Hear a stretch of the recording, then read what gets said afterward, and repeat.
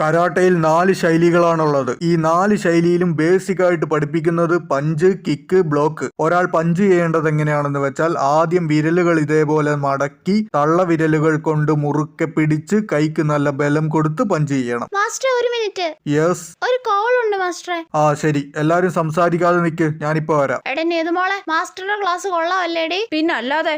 Karate പഠിച്ചിട്ട് വേണം എനിക്ക് ചാമ്പ്യൻഷിപ്പിൽ പങ്കെടുത്ത് മെഡൽ വാങ്ങിക്കാൻ. എനിക്ക് ഇത് പഠിച്ചിട്ട് വേണം കോഴ്സ് കഴിയാറായില്ലേന്ന് എപ്പോഴും ചോദിക്കുന്ന അമ്മാവനിട്ട് ഒരു ഇടി കൊടുക്കാൻ. പിന്നല്ല.